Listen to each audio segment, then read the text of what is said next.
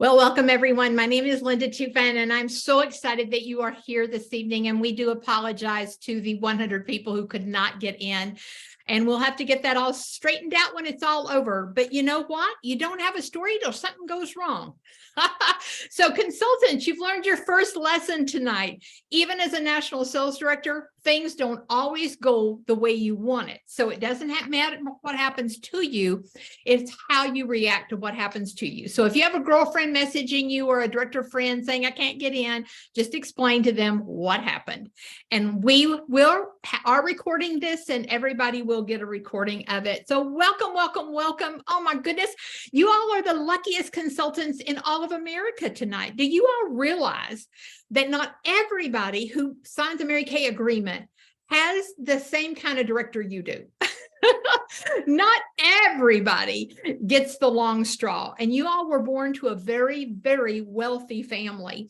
You know, I grew up really poor, and my kids did not. And so when they got in high school, they had a really bad attitude, and I shipped them off to Haiti one summer to work down in the mission fields in the dump, because they needed to know what they didn't know. And what many of you may not know is your director and I have been working together for several years. And based on their feedback and their willingness to be here tonight and to work with you, they have invited you in here. So you can say thank you to your director right now in the chat line, or personally text her and just let her know, thank you for allowing me to be in here and to get some high-level training this evening. So before we get started, we're going to do a little blessing, if you are comfortable with that, because I really want the Lord's blessing on our words tonight, our interaction, our time together. Your questions were so good that you sent me. And so I just want to make sure that God edifies, lifts, and encourages you through my words tonight and through our time together. So if you will bow your head with me for just a moment. If you're driving, hands at 9 and 3, no bowing your head. Just whisper a prayer up. Lord, thank you for our time together. Thank you for things that don't always go right. Thank you for the people who are trying desperately to get in, and they will be blessed by the recording. Lord, we just thank you for our time together. We ask that the words and our time together be edifying, lifting to every soul who is watching. You know her future. You know her past. You know the great things that she was born to do, and how she can use this business to achieve what you want her to do with her life. And so we just ask your blessing. We just ask the Holy Spirit to come in here tonight and just put cold chills on people's arms to say, oh, Lord, I just want you to speak to me tonight through something that is said, so I will know the next step for me. And all of this we pray in Jesus' name. Amen.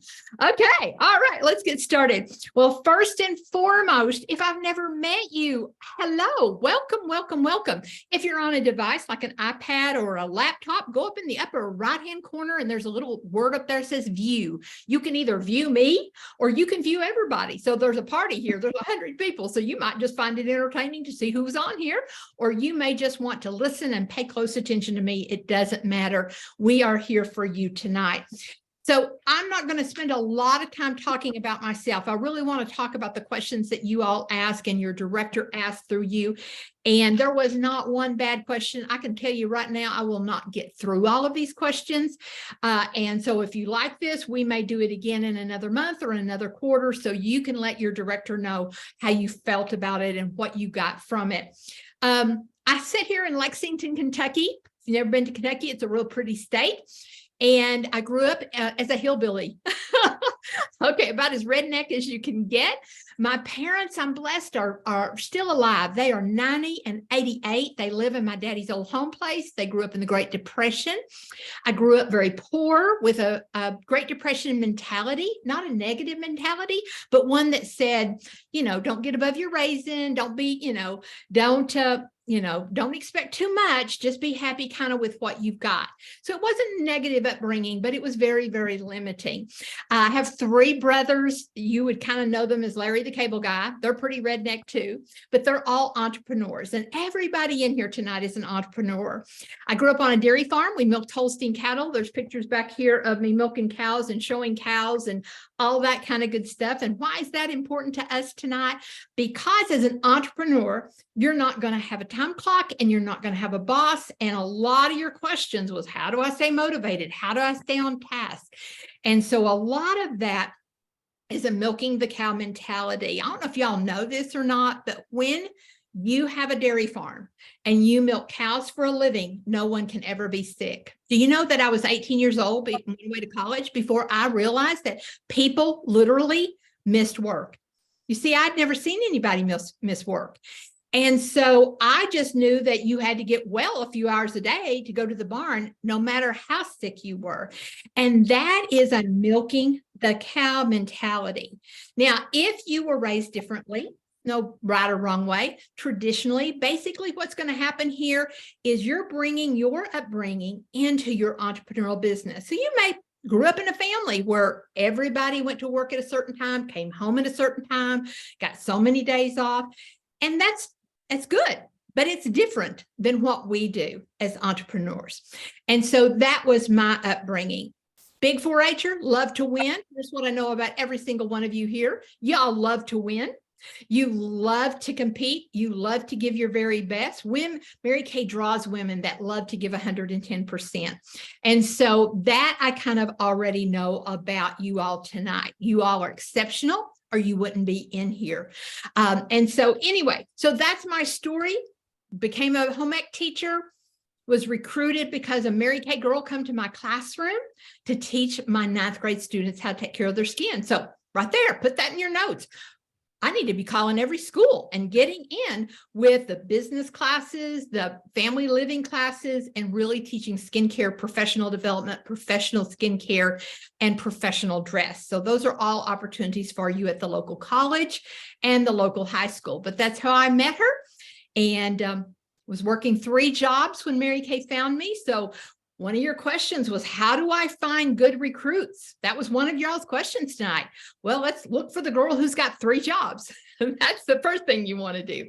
So anyway, and so that's my story, and there's lots more to it, but let's get to your all's important questions tonight.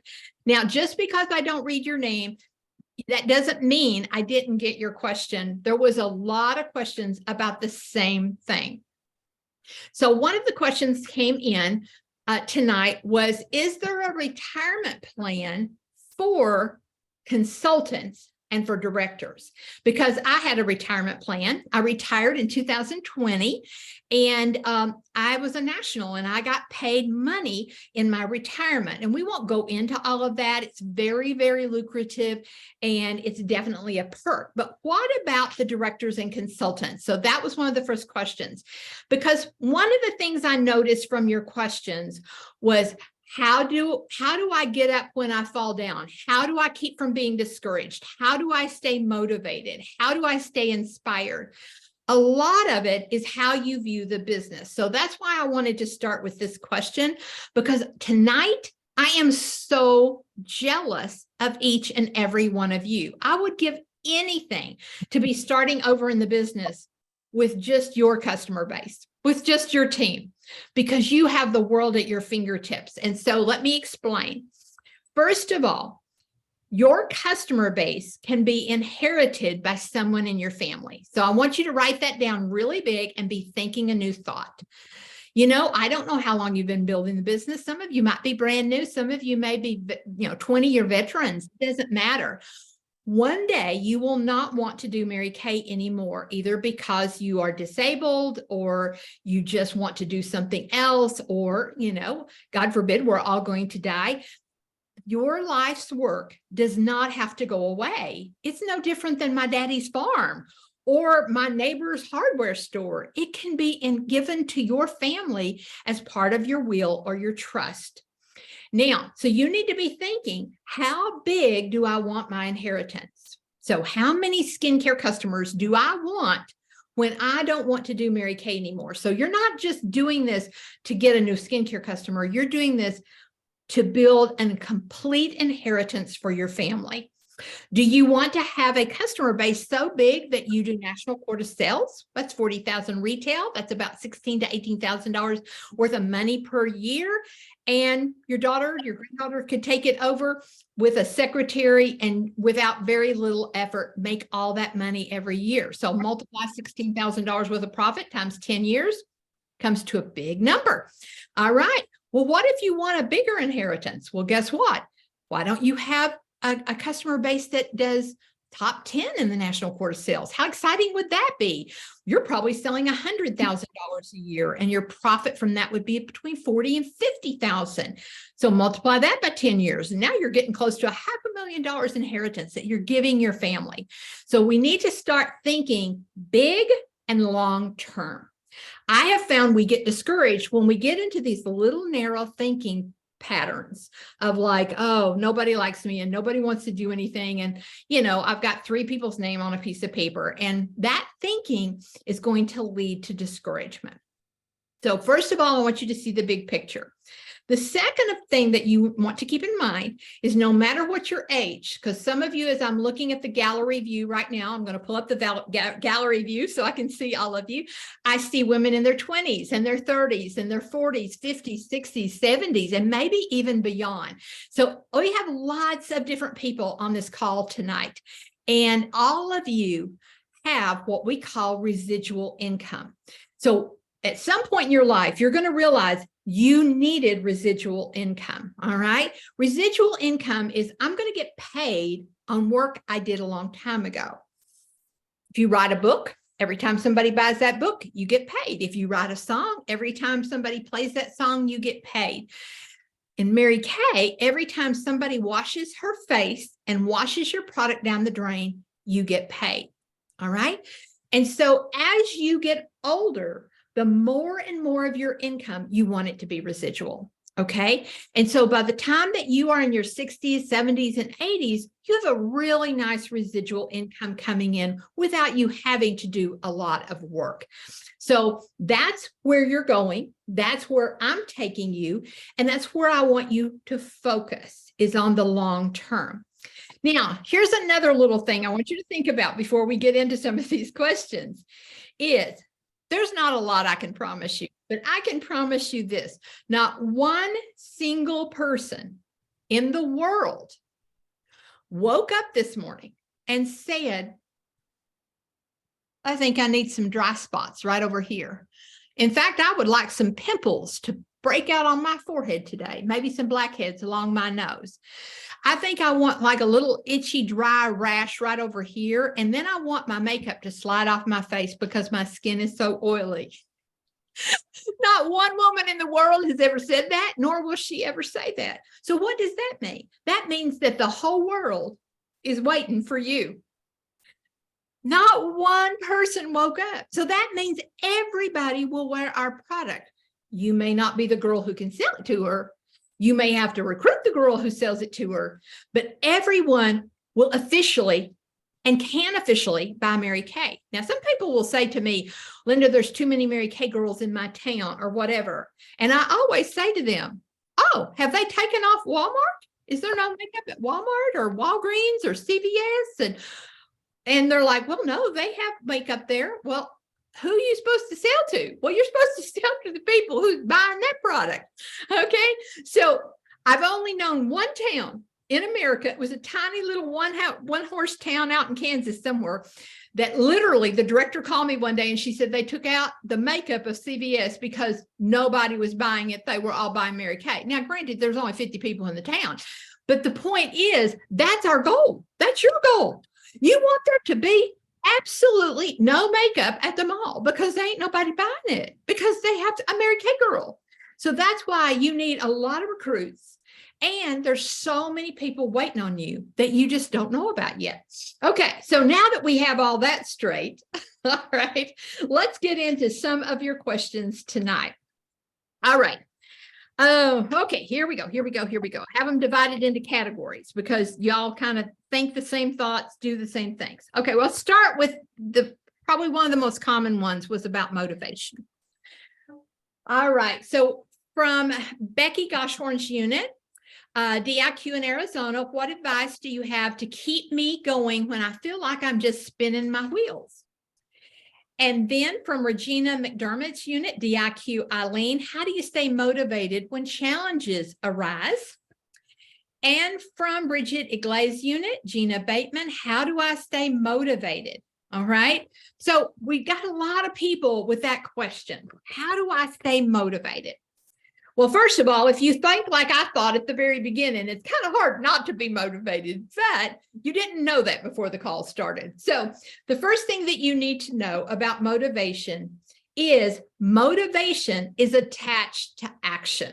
Okay. Motivation is attached to action. All right.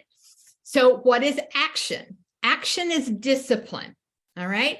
So discipline is going to come before motivation in your business and in the dictionary. All right. So let me say that again.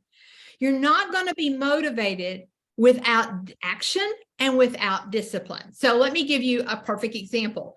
It is 8:23. Normally I am on my couch in my living room in front of the fireplace watching some great PBS movie, because I love PBS. Okay. It makes you feel good inside when you watch PBS.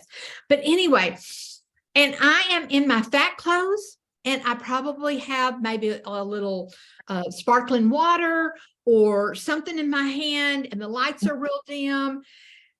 And I really did not want to get in the shower at 6:30 and do my hair, because my hair is a big deal. I have to straighten it, and then I have to lift it, and then I have to lift it again, and then I have to spray it, and then I have to lift it. And then by the end of this call, it'll still be flat against my head.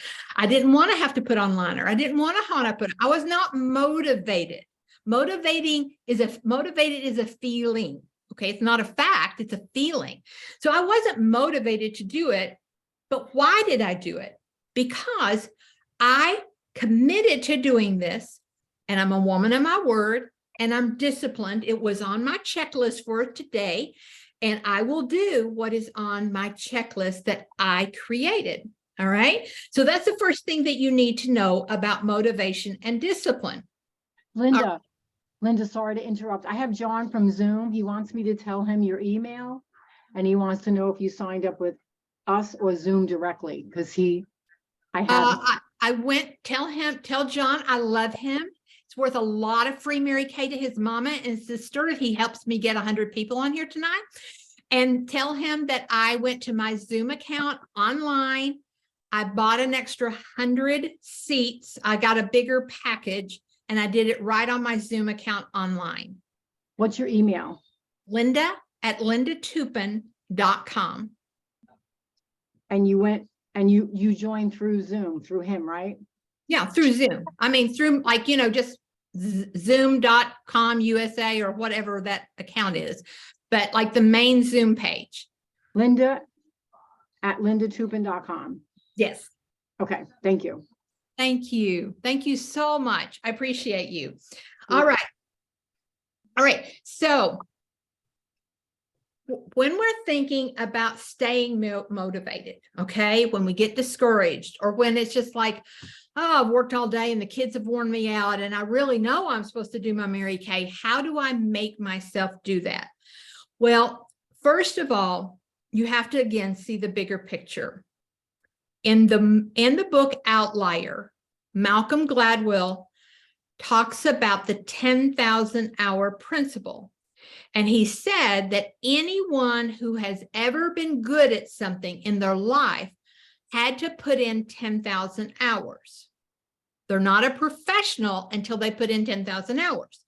Okay, so let's think about every athlete, professional, or maybe your son or daughter who's in high school or college. Okay, it is boring to go hit 100 baskets from the free throw line. It is boring to kick a soccer ball 100 times through the goalpost. It is boring to get up at 5:30 and swim laps if you're on the swim team. Mm-hmm. Success is boring. So you need to get used to the fact that it's not going to be exciting. You're not going to be jumping up down with excitement every single day. Don't expect that. I think that's where a lot of people are like, well, I'll get real excited after this call, and I'll maybe be excited for 24 hours. But when the feeling goes away, then I need somebody to pump me back up again. Well, that ain't never going to happen. You're always going to be battling yourself. So you need to fall in love with the boring part. Fall in love with it. All right. So Mary Kay gave you your tools to stay motivated. The first thing that she gave you to help you stay disciplined, I bet you all know, you can put it in your chat line right now and you're rolling your eyes, going, Lord have mercy. My director has told me this a million times. I can't believe this woman is telling me this right now. It's your weekly plan sheet. Remember I said I grew up on a dairy farm and my daddy was the boss of his own business? You're the boss of your own business. Nobody's going to tell you to get up and get dressed and go to work. And so you have to do that yourself. And Mary Kay knew that. So your weekly plan sheet. So if you message me and you said, I just can't stay motivated, the first thing I would say is show me your weekly plan sheet. Where is it posted? Is it on the refrigerator door? Does your family know when you're working? Do you know when you're working? Okay. I know it's boring. I know when you left your day job and you had people telling you what to do, the last thing you want is another discipline, but it is the secret of staying motivated. The second thing that Mary Kay gave you was your 6 most important things to do list. So if I was in your space right now and you were telling me I'm not motivated, I would say, show me your 6 most important things to do list for today. All right? Because you need an emotion. And the emotion is going to come with this action of your hand. Check, check, check. And then I want you to be your own cheerleader. And every time you make a check mark on your 6 most important things to do list, I need for you to do the happy dance. I mean, literally, I need for you to do the happy dance. You have to be a cheerleader for yourself. If you're waiting on another human to motivate you, it's not going to work. This business will not work if you do that. So you have 2 tools, your weekly plan sheet and your 6 most important things to do list. Now, your director has been trained by me last year on how to construct a 6 most important things to do list, because here's what you guys do. I know you really well. You put the easy stuff on there. I need to label my product. I need to place a PCP order. I need to go to the post office. I need to organize my papers. That ain't going to make you any money in the world of Mary Kay, is it? Okay, so the top 3 things, everybody say it with me, top 3 things on my 6 most important things to do list every day is people. So you can't be doing all that little easy stuff. Yeah, you can have a happy dance, but eventually somebody in your house is going to say, show me the money. Mm-hmm. And there ain't no money in dusting your product and organizing and doing PCP list and all that stuff. It's important, but it's not. So let's go back to the big question that these girls ask is, how do I stay motivated? Okay. And so a lot of it is going to come down to, are you disciplined? All right. And discipline is boring. Put it on your paper. Look around you. Your kids, you're telling your kids all the time, put in the time, do your homework, show up at practice, give 110%. None of that is fun, but it has a payoff at the end. And so that's the girl that you have to be. Okay. Now, I believe one of the questions was about spinning your wheels. Okay. Spinning your wheels. And I think we all get to that place. I remember being a DIQ and I just knew that I had talked to everybody that there was to talk to, and I needed 3 more recruits. And it was just like, oh my gosh. And I was stuck. And I just needed somebody to get me unstuck, because my brain was in a pattern I couldn't break out of. And thankfully, Lucinda, my director, she made one phone call to the same girl that I'd been making a phone call to that she had met. She ended up recruiting, and it kind of broke the spell for me for a minute. I just needed to break that negative thought pattern of, I'm doing the same thing over and over again. So let me tell you some practical things that you can do to create new energy. All right. So get ready, because some of these will make you laugh. Linda, 1 second. He said he sent you an email with the invitation to accept the 500 option. 500. Well, I like that word. Hang on a minute, children. Hang on. Let me get off here and. Okay. I can't minimize while I do that. Hang on. Let me see if I can do this. Hang on. All right. How do I get to my email? Okay, here we go.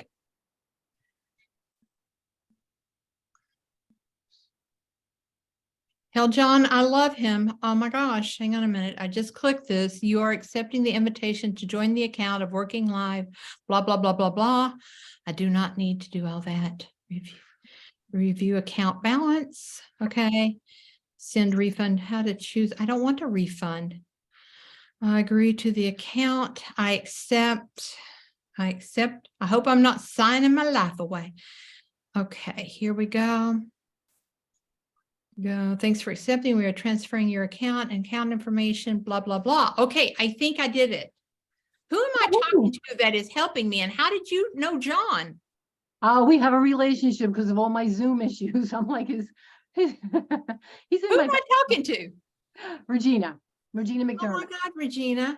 Well, I mean, seriously, you tell John, like, if I, I don't know, people are trying to still get in at this late hours, but if you all know friends who tried to get in and couldn't, if you want to text them, I can't do that and do this at the same time, but that is wonderful. Thank you so much, Regina. Okay. Okay. So practical ways when you feel like you just are just sitting there spinning your wheels, you don't know what to do next. You need a new attitude. So how do you get a new attitude? Tonight, I put on a red dress. I've worn black and gray for 3 months. I've worn the same 4 outfits for 3 months. How depressing is that? Okay, go get yourself something out of your closet that's pretty.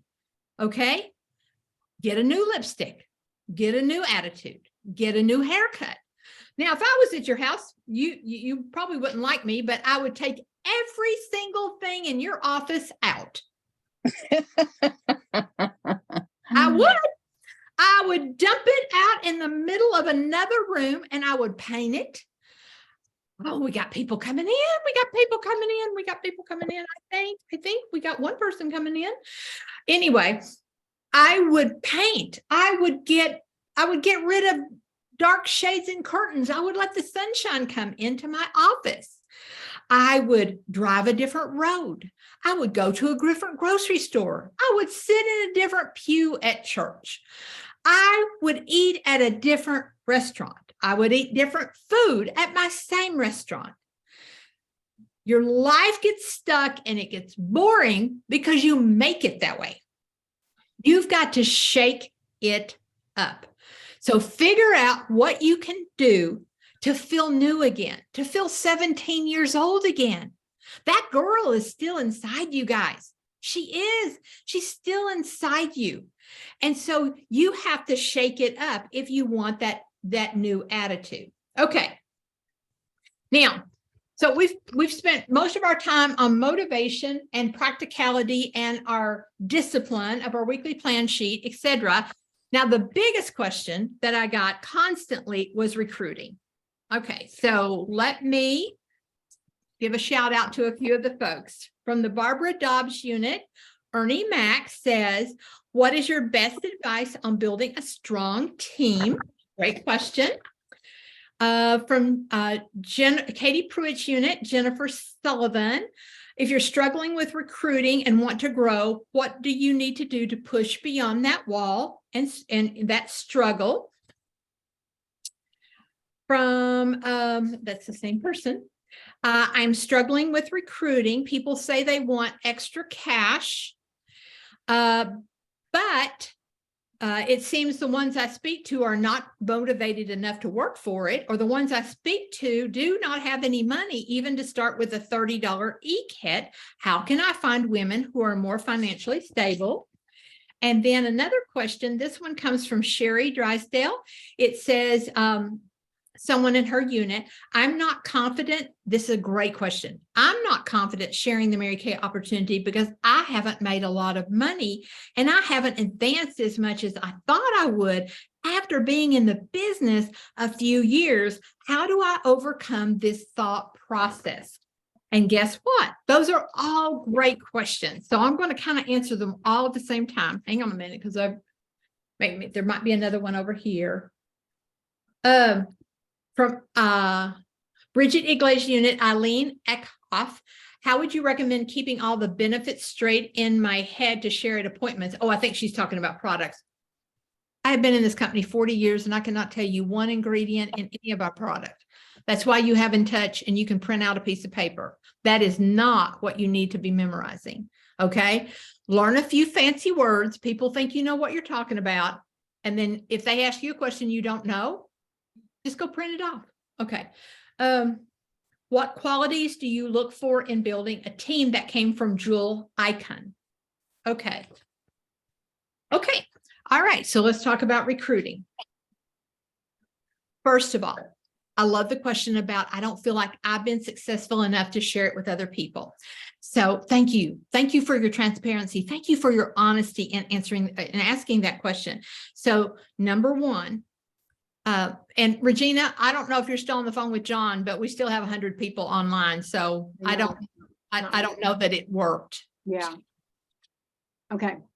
But I don't know. There may not be anybody trying to get in right now either. So that's okay. No Mary Kay for John. No.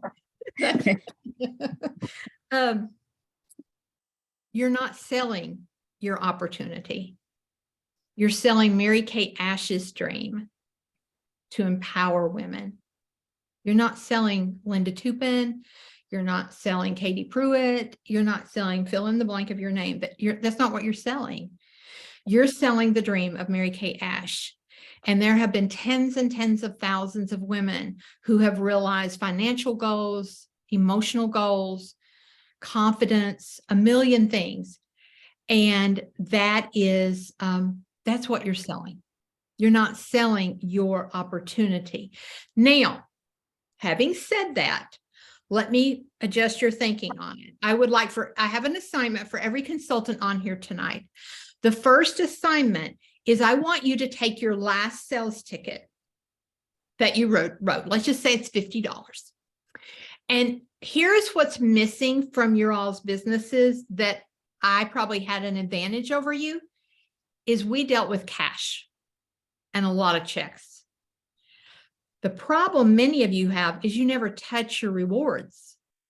It's just this imaginary number that goes into your Venmo or into your PayPal or your ProPay, and then it gets moved over to this little imaginary place called your bank. And all you're seeing is all these little numbers moving around, and there is not a happy place for that. There's no endorphin high from that. Vicki O'Bannon, one of my directors, would come home from every appointment and crawl into bed and dump her money bag of cash and checks on top of her covers, and she would sleep under it. It was a high. It was an endorphin high. So I have a challenge for you. Go get some of your last sales tickets, go to the bank and get some cash and lay it beside your sales tickets. I need for you to touch what's happening. There was profit in your last sales ticket. Then I need for you to do another exercise for me. So let's say the last sales ticket was a reorder, and all you did, because you're on residual income, 2 years ago, you facialed a girl, got her started on the product, you answered a text and dropped the product off at her work today or at church or someplace like that. I want you to figure out how much time that took. So if it's $50, you made $25, but we know that we pay ourselves 40% so that we have enough for PCP and all the other things. So you made $20. So I need for you to count out 50, and I need for you to take the $20 bill, and I want you to put it over here with your name on it. Then I want you to figure out how long that takes. Most of you, it probably took less than 5 minutes to either click a button to have customer delivery service order it and drop ship it, or for you to get it off yourself, put it in a bag and put it in your car, and you're going to drop it off when you drop the kids off to school tomorrow, whatever. Then I want you to figure out, what is the dollar per hour when it took you 10 minutes to make 20? This is how you get abundant thinking. You realize that the average consultant out here is making between $50 and $100 an hour for what she's doing. And that's what you focus on. You don't focus on, I need to make $1,000 this week. Let's focus on the fact I made $50 for that XYZ amount of work that I did. And that's what you tell people. Because there's a girl sitting in front of you at that facial or that class that says, man, I'd like to make $20 for 10 minutes of work. I would like to make $50 for 1 hour of work. Guys, do y'all understand $50 is a big deal to a lot of families in America, extra dollars on a day. There was so many days when I was teaching school that I would come home with reorders from my kids' parents, moms and stuff. Many days I was making more money in my reorder business just going to teach school every day.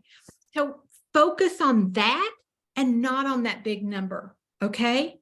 Now, the other thing I would say to the girl who said, I don't feel like I've gotten as far as I wanted. It depends on what you wanted, okay?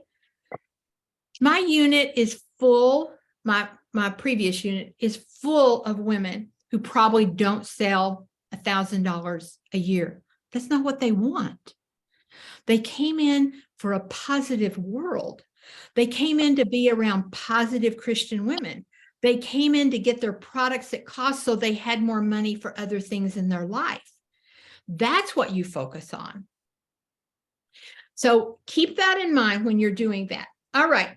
So when we think about recruiting, back to your all's recruiting questions, okay? Because I've got a couple other questions before we get to the 9 o'clock mark and we're finished for this.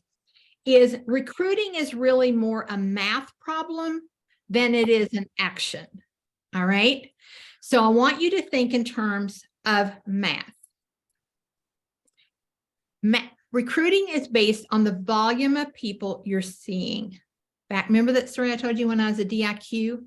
I still have that little piece of paper. It's over here in a drawer from 40 years ago. I look at it and laugh out loud sometimes. I had one little tiny little piece of paper that probably had 20 people, prospects' names on it. And I thought I was going to be a director from 20 prospects. That was ridiculous. No wonder I was stressed out. I wasn't working with enough people. All right. And so it's a math problem. So here's the math you need to understand. You have to know how many people you need to see to get one person who's interested in listening to a fact. They want to hear a recording. They want to come on a Zoom with you. They want to get company literature. They want to hear the marketing plan.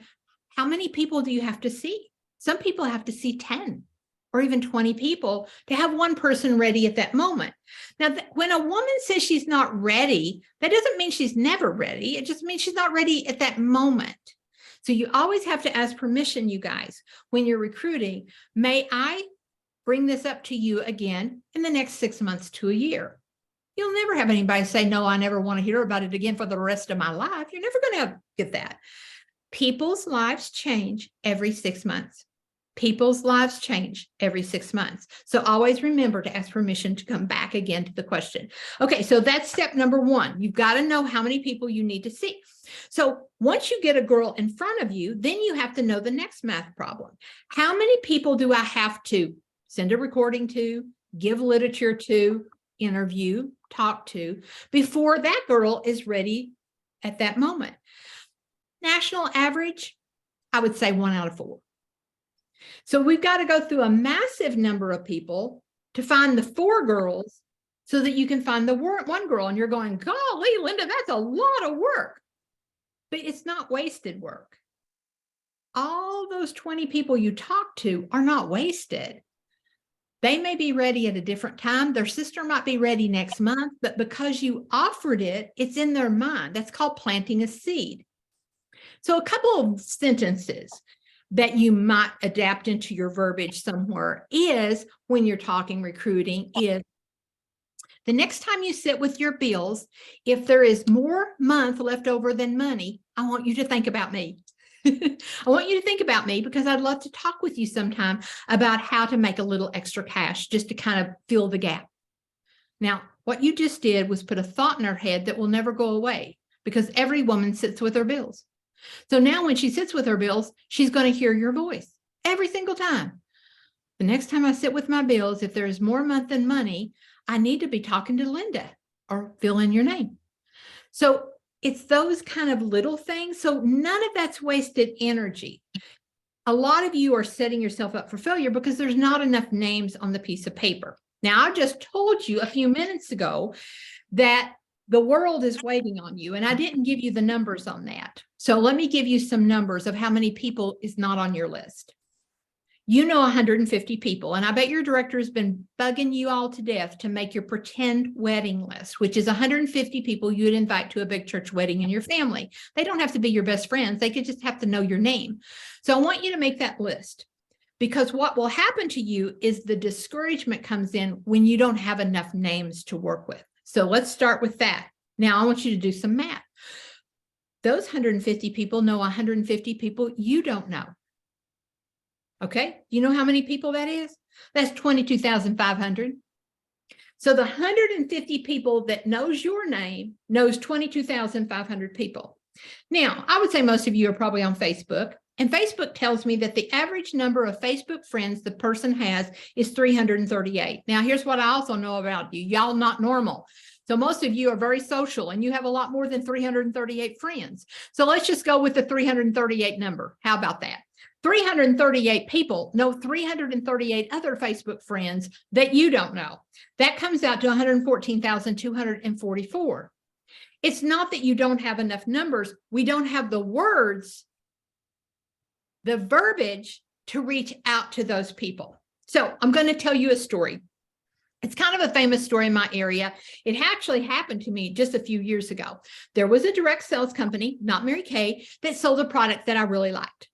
And I hadn't seen it in years and years and years, and I really wanted some. And it was around Christmas time, and I thought, oh my gosh, my daughter-in-law needs some, my daughter needs some. It wasn't makeup, clearly, okay?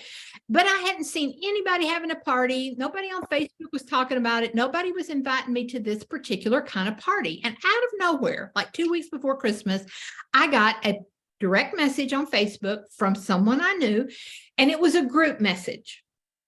And it said, hey, you've been invited to XYZ party. Here's a link. My deadline is blah, blah, blah, blah, blah. And I went, oh, that's so awesome. I've been needing some of XYZ. Not 24 hours after that, I got another invitation to the same company for a same party, but the verbiage was different. This person said, hey, Linda. So it wasn't a group message. So right there is step one. Hey, Linda, don't know if you know this product. I suspect you probably do. Unsure if you need any, but my good friend, and she gave me her name, has just started in the business. Then she told me why her good friend started in the business. Her good friend needed some extra money because their house had burnt down and she was needing blah, blah, blah, blah, blah. She gave me the whole story. And she said, it would mean a lot to me if you just take a look at the brochure. And if you need anything, let me know.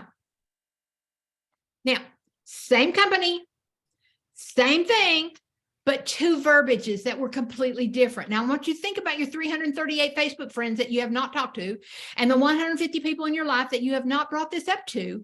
And you need to think about how you word things. And your director, that's what she's so good at, you guys, is wording. So here's what ended up happening. Which girl do you think I bought the most product from? The one who used my name. The one who I knew typed me a personal message.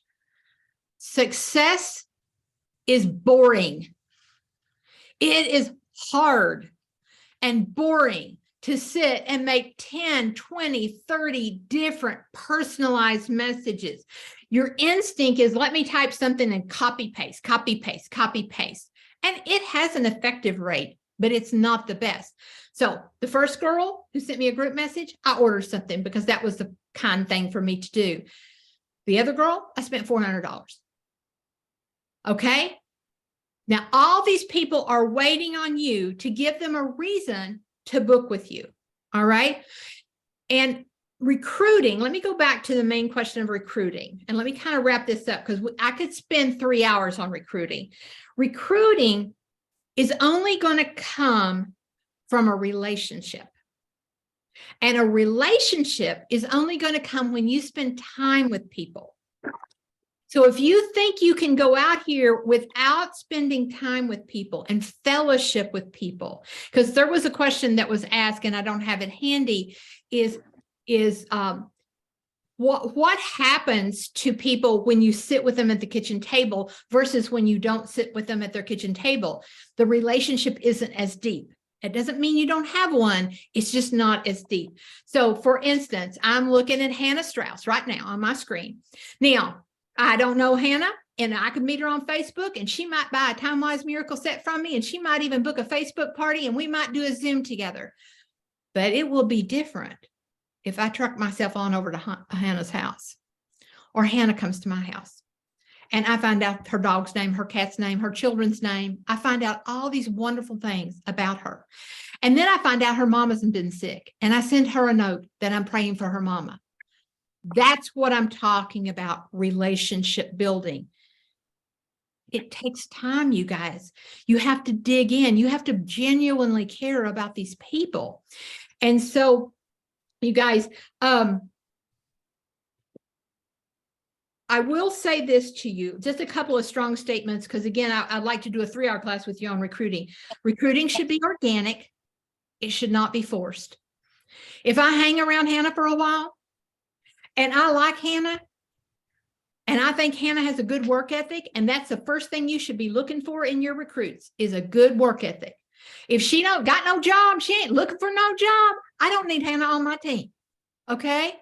Now, if Hannah's got 3 kids and she is kicking butt as a mom, that's a job. That's a huge job, you guys.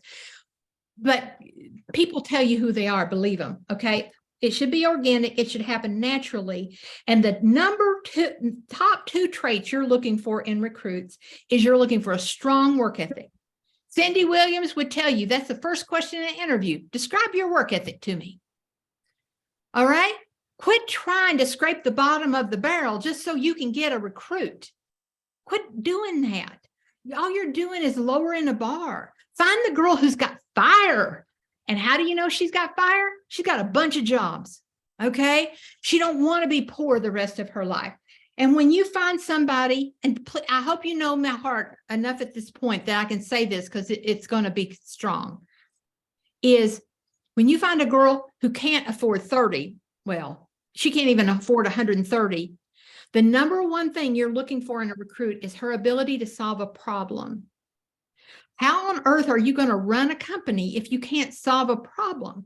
So $130 is just a problem. What do I have to sell? What kind of skinny clothes do I need to put on Facebook today? What do I need to get out of my mama's closet that I can sell that I can get $130? Maybe I need to go over and clean my daddy's garage. I bet there's some junk in there I could sell for $130. If that girl can't think like that, why do you want her? She ain't going to do anything. That girl is not going to do anything. And so all you're doing is expending a lot of energy. So be a bright, shiny light and go look for those people first. Okay, now I'm going to close with a few emotional things, okay? Because you all had some great questions about that. And there was a lot I didn't get to. So it wasn't that you didn't have a good question. It just didn't fit into the categories tonight. Oh my gosh, I have to answer this one because I laughed out loud. This came from Diane Critchlaw's consultant who wishes to remain anonymous. But some of y'all going to laugh out loud because you know what I'm talking about. I'm having a hard time finding time to work my business since my husband retired, and he's around all the time. He wants me at his beck and call. Now, some of y'all thinking about your mommy and your daddy. Some of y'all thinking, Lord, I don't want my husband around all the time. So rule number 1 is make sure your husband has lots of hobbies and that he is passionate about making money after 65. So Diane, here's my advice to your girl. There is a book. It's called Boundaries. And it is by Dr. Henry Cloud and Dr. John Townsend. And it's when to say yes, how to say no, and how to take control of your life. So step number 1, if you can't get your husband out of the house and out under your feet, then you're going to have to leave. You're going to have to go to Starbucks, Panera, the library. You're going to have office hours somewhere other than your house. You got to get away. All right. Because if he sees you there, he thinks you're at his beck and call, and you're not at his beck and call. And then there's a discussion you have to have. And this is, this is a 10-step system, but this should be required reading for every child in America in high school and every woman I know. The first chapter will take your breath away because most of you, it's going to describe you. So you have to be careful with all of that, you guys. Okay. So the last few questions is and then I'll tell you a Mary Kay story. And we'll probably go over about 7 minutes because I got started 7 minutes late. I hear a lot, and I don't know who asked me the question. I hear a lot about that God should be my business partner.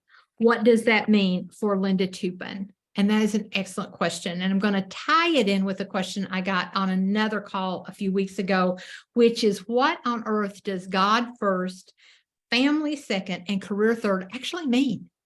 All right. So first of all, I will tell you a story. I was a relatively new director, and I had gone somewhere in another state to train a consultant, and I had spoken in front of a unit meeting. And it was one of the first few times that I was speaking to people who weren't my people. And this is long before the internet. And so I'm back home, turning point in my life. I'm sitting at my kitchen table.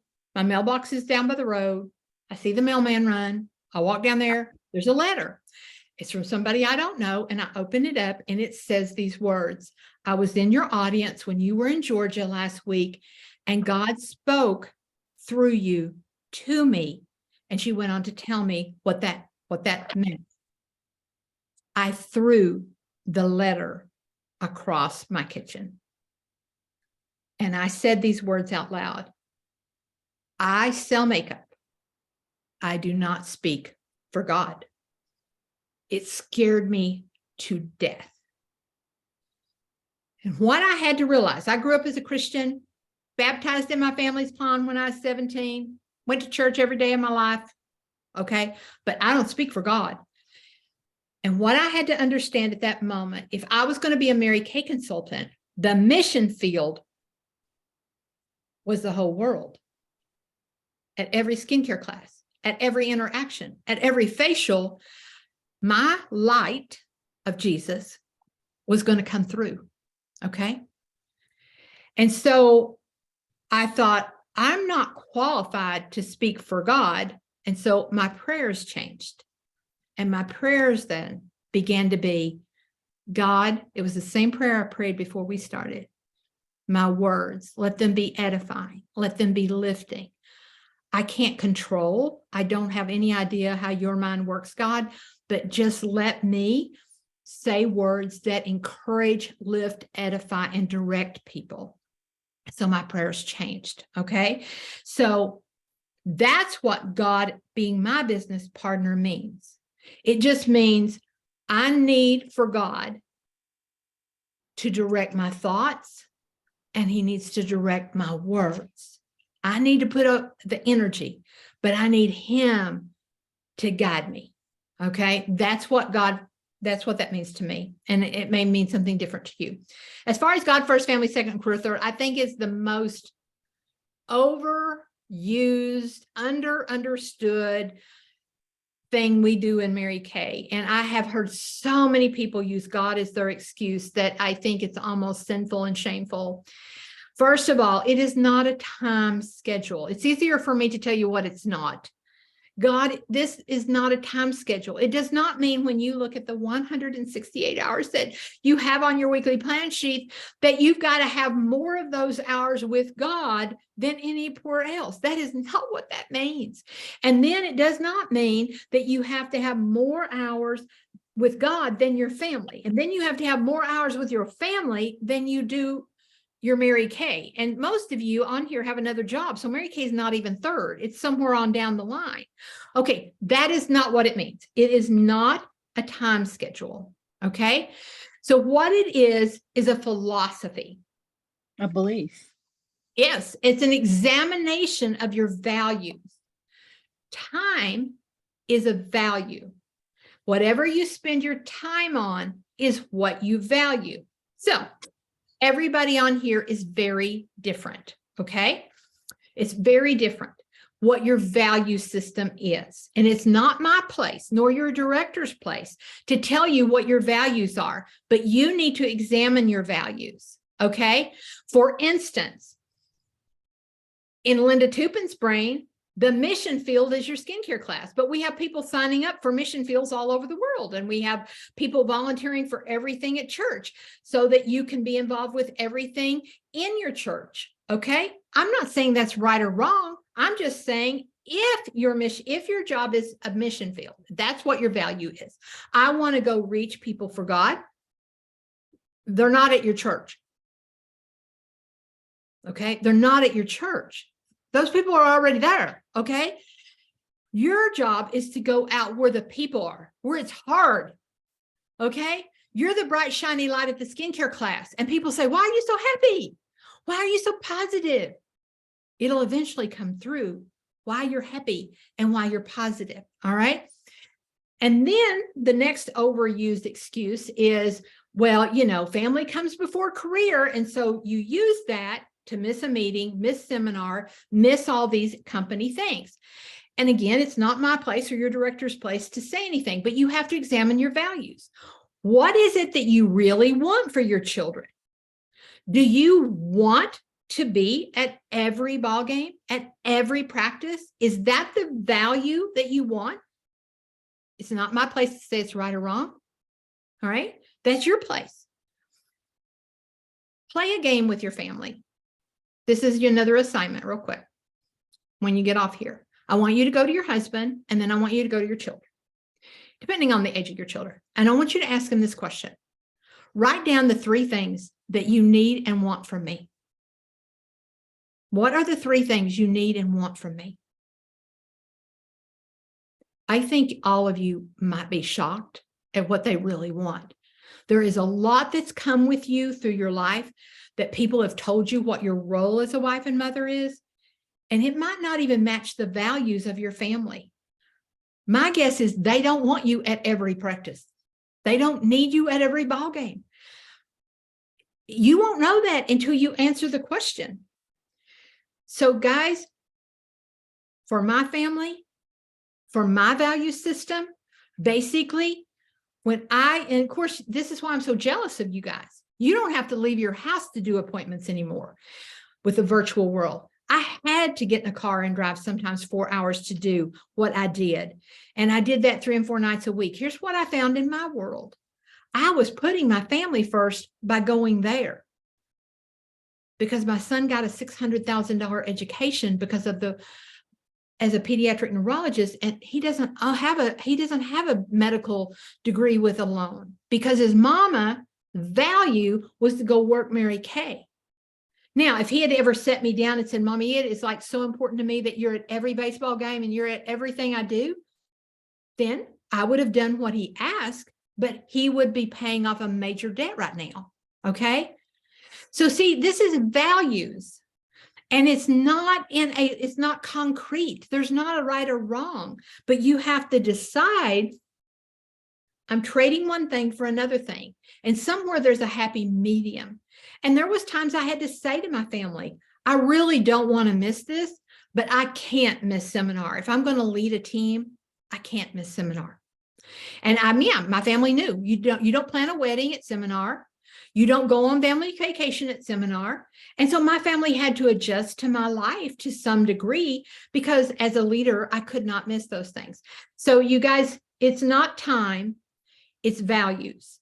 And it's how you see those values stacking up, because there's a lot of times you'll do Mary Kay ahead of other things because it actually is promoting God and promoting your family through your work. So anyway, so I'm going to end real quickly with a Mary Kay story. And before I do, I will share with you that your director has all kinds of training by me.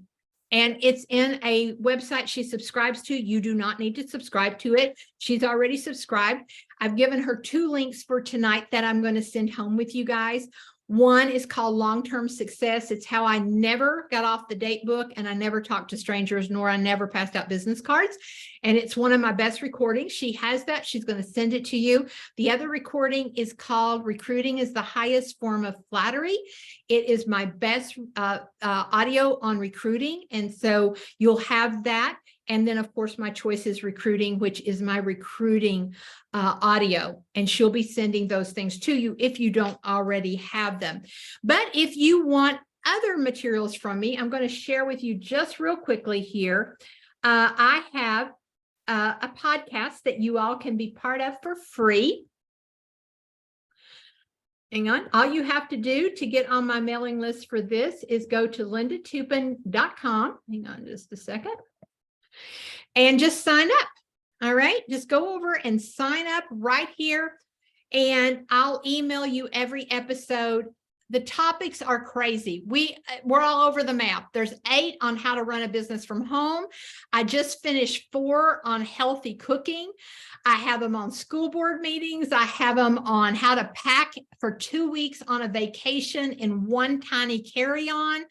I mean, there's a million topics over here. If you love YouTube, you can subscribe to my channel. They're over there. If you're on Facebook, you can go to my Linda Toupin Common Sense Choices Facebook page. You can get them there, but this is the very best way to get them. So I just invite you to be part of Common Sense Choices. And so I'm going to end tonight by reminding you how very special you are and how awesome that your director thinks you are for being in here and for being a good student, because being a good student and being a problem solver is really the first and the most important traits of anyone moving up in this business. So I'll end with one of my favorite Mary Kay memories. I was blessed to know Mary Kay, had many conversations with her, but my favorite memory is attached to choices. And since we're talking about choices tonight, and by the way, I'll just take you in here. I think most of you know my mantra.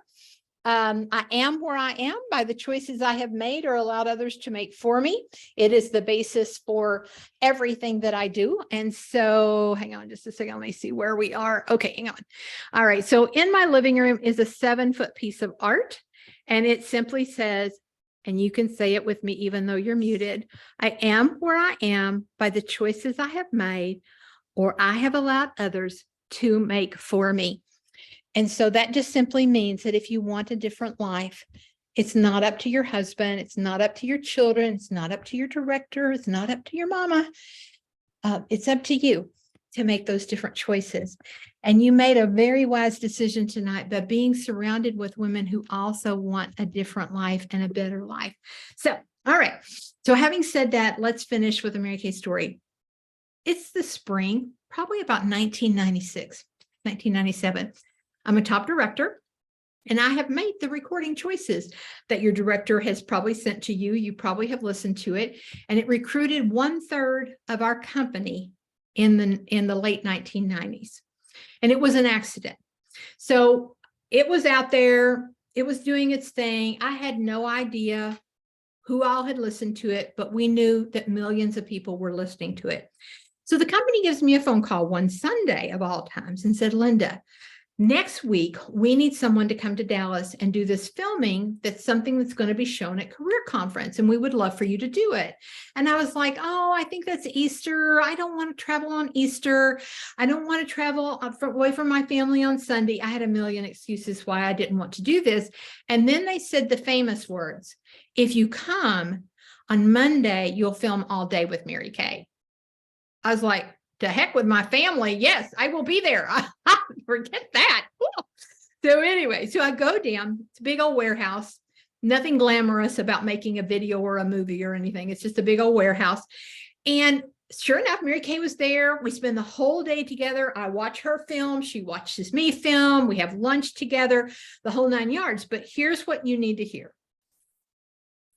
Now, we're just surrounded with a bunch of dudes. Okay, these are people not related to Mary Kay. They run the cameras, the sound, the cords in the back. You've been to the back of seminar. You know what it's like. It's just a bunch of mechanics, okay? People that are doing the work that have no knowledge of Mary Kay. They don't know our philosophy. They don't know anything. They're just dudes. So we break for lunch, and I'm heading over to the food truck that's going to feed us, and she grabs my hand. Now, Mary Kay was tiny. Even though she wore stilettos, I think even with stilettos, she wasn't 5 feet tall. Okay, she was tiny, but powerful. And she grabbed my hand. She said, no, we need to go talk to those guys. And I'm thinking, why do we need to go talk to those guys? So anyway, I don't say anything. You know, you don't say no to Mary Kay. So she treks back where all the cords are and all these guys are working. So we come up to the first guy. Let's just call him Brian. She goes, Brian, this is Linda Toupin, and she just made this recording called Choices, and she's going to tell you her milking the cow story. I look at Mary Kay. I look at Brian's face. I look back at Mary Kay. I say, Mary Kay, I don't think Brian wants to hear my milking the cow story. And she looked at me and she said, everyone needs to hear your milking the cow story. So that's what I did during my lunch. One guy after the next guy after the next guy got to hear that no matter what happens, whether you're in a bad mood, people die, you bury them in the middle of the day, you go to work at exactly the same time every single day if you want to get anywhere in this world. And I learned from Mary Kay that day that if you want to change the world, you cannot be afraid. You have to tell people what they need to hear, whether they want to hear it or not. And that's what I learned from her. And it gave me courage to tell my story. And I wanted to give you courage to tell your story. So you guys, you all were part of a test group. You might not have known that. I flunked because we only had 100 seats when we should have had 200. So I flunked. Hopefully you didn't flunk. Hopefully you'll have suggestions for our next one. We've only gotten to a fraction of the questions tonight, but you all have been an incredible audience. I hope you have notes. Be sure to share with your director what you learned. I'm going to ask your director to put you on the hot seat at the next meeting so that you can actually tell your friends in your unit what you learned tonight, what you took away tonight. What some of the assignments that you did tonight. I'm going to give you some of those challenges. Obviously, I'm going to ask that you do the things I challenged you to do. And then if you want to do this again in the future, I'll discuss it with your director. And we may have 1 month where we just talk about booking, or maybe 1 month where we just talk about attitude, or 1 month when we talk about difficult people. All right. But remember, you don't have a story till something goes wrong. And even though something went wrong tonight, you were here and God wanted you to be here. So have a wonderful evening, everyone. Thank you for being part of our very first Q&A.